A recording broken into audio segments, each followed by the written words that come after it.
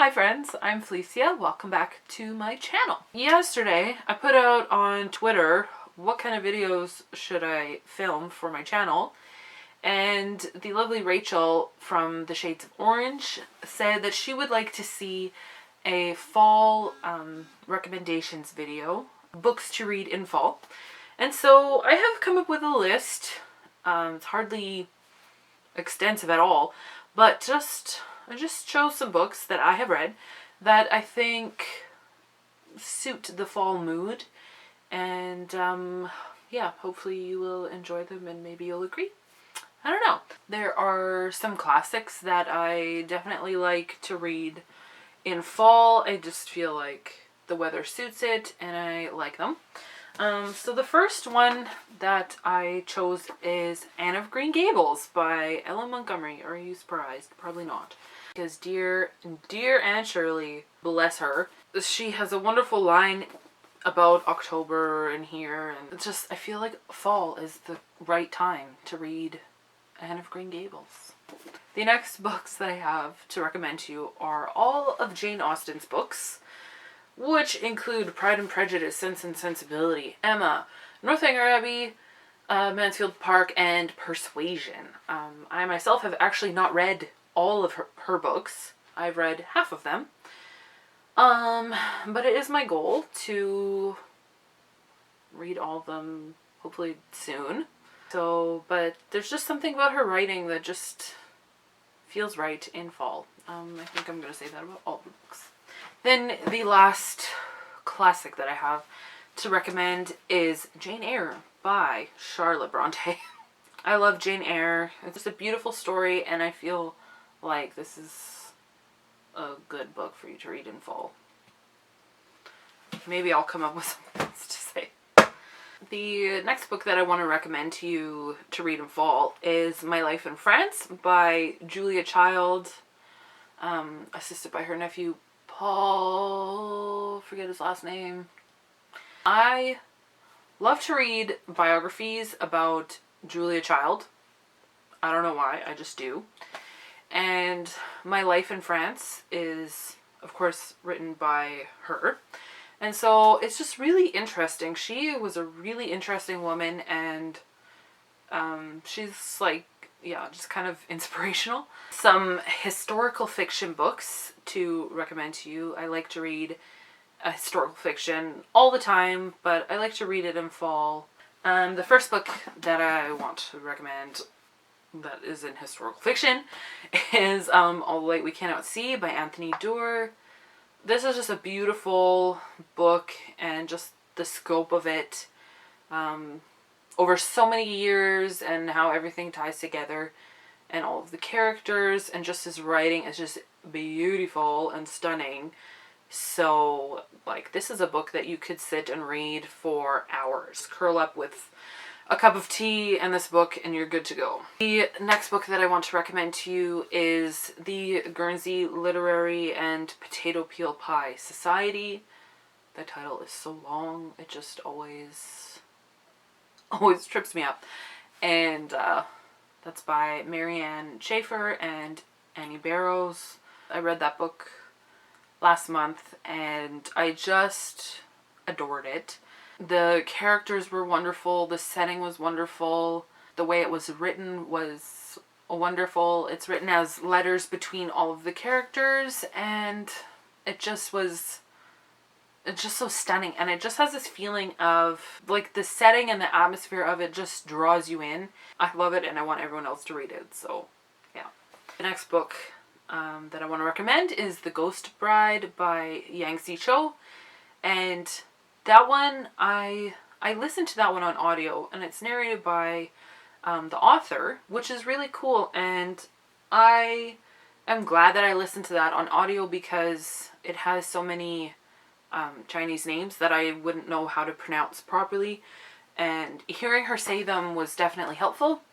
And that book is historical fiction, but it also has this element of, I guess, kind of Chinese myths in there as well. And so it kind of feels like historical fiction, also kind of feels like magical realism, and like, it's really cool the way that she tied those two things together, that would be another good one to just curl up with. And then, so kind of in the similar vein as The Ghost Bride, I want to recommend The Night Circus by Erin Morgenstern. Again, this is just a beautiful book, beautiful writing.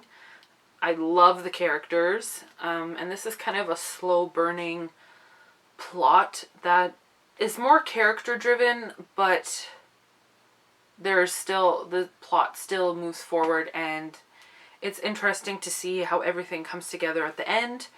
And yeah, I think this book will draw you in, and it will, yeah, be something that you will think about for a while after you finish reading it. And this is magical realism. Did I say that? So the next book that I want to recommend is Lizzie and Jane by Catherine Ray. And this book is another character-driven book, and it centers around family mostly.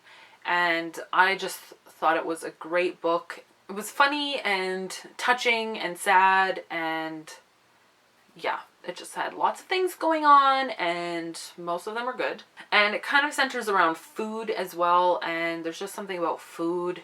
You know, it's fall and food. I don't know. They both start with F. What do you want? I don't know. The next book that I would like to recommend to you is Wild Geese by Martha Ostenso. It's not very long, and this is a Canadian classic. It's set in northern Manitoba. I live in Manitoba.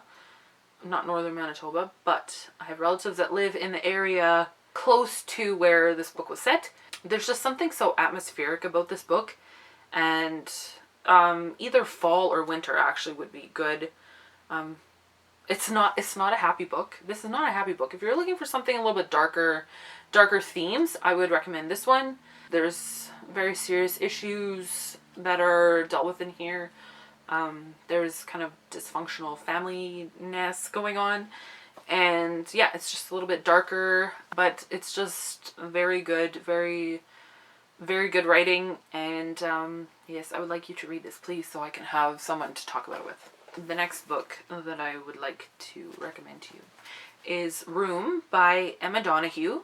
And it's been a few years since I've read this, but the movie's coming out shortly, and so I think that you should read this before you go see the movie. It's a very unique book. Yeah, I just feel like the themes in this book are a little bit darker as well. The situation, a woman and her son being kept in a small room for 7 years or something like that. It's pretty crazy, and read this before the movie comes out. In autumn, I often feel like I want to read fantasy. I just want to read all of the fantasy, and so I have some fantasy recommendations for you.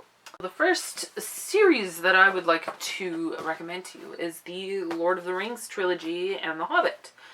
I will confess that I have only read these two books, and I have yet to read these two, but they are definitely on my list for shortly. There's just something about, you know, fantasy. It's just good.